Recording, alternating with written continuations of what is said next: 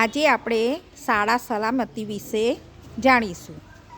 બાળકો, આપણે સ્કૂલમાં આવીએ છીએ ત્યારે રસ્તામાં સાચવવું પડે છે ને, આપણે પછી ઘેરે આપણે રમવા જઈએ તો પછી સાચવવું પડે ને, આપણે બહુ દોડાદોડી કરીએ કે કંઈક બહુ જ મસ્તી કરીએ તો આપણને વાગે, એવું બધું થાય છે ને।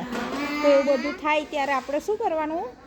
સલામતી રાખવાની। એટલે શાળામાં પણ અને ઘેર પણ બહાર પણ તમારે બહુ ભાગદોડ નહીં કરવાની, સાચવીને ધીમેથી ચાલવાનું। એ બધું આપણે જોવું પડે ને સાચવવું પડે। આવી બીજી આપત્તિઓ છે, એ આપત્તિઓ હું તમને બતાવું છું કે તમે જોજો અને સમજજો।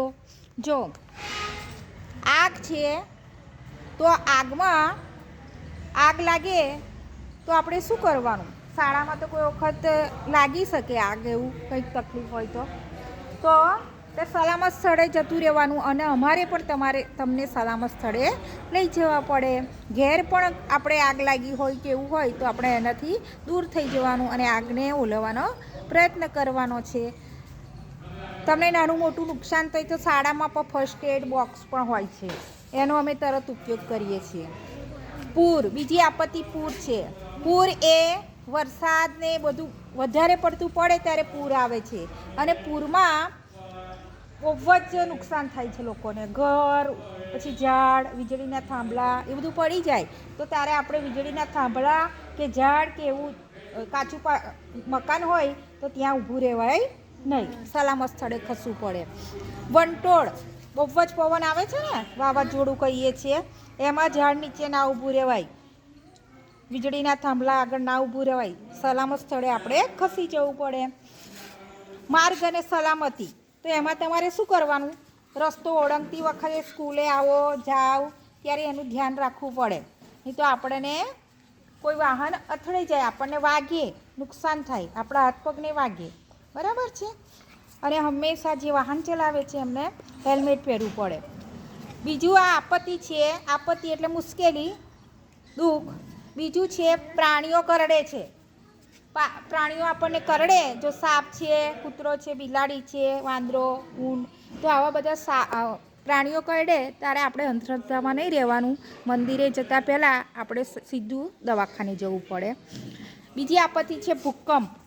ભૂકંપમાં જમીનમાં તિરાડ પડે અને જમીન ફાટે આખી, તો ઝાડ, ઘર અને બધું જે જમીન પર છે એને નુકસાન થાય। જો ચિત્રમાં આપણે જોઈ શકીએ છીએ ને એવી રીતે, તો એવું થાય, એવું લાગે તો આપણે તરત સલામત સ્થળે ખસી જવું પડે, અને એ માટે આપણા મોટાઓની સલાહ લેવાની। શાળામાં હોય તો સાહેબ બેનની સલાહ લઈએ, અને ખોટી અફવા આપણે સાંભળવાની નહીં આમાં ખાસ। હીટવેવ, એ આ ઉનાળામાં થાય છે, આપણને બહુ જ ગરમી થાય, બહુ જ લૂ લાગે ત્યારે આપણે આમ એકદમ થોડી ગભરામણ જેવું લાગે ને આપણે બીમાર થઈ જઈએ એવું લાગે છે આપણને, ત્યારે લીંબુ શરબત, છાશ અથવા પંખાએ રહેવું, ઠંડા પાણીએ નહાવું જોઈએ, એવું બધું કરવાનું, બરાબર છે? આ હીટવેવ છે, જો આ ભાઈ બીમાર છે।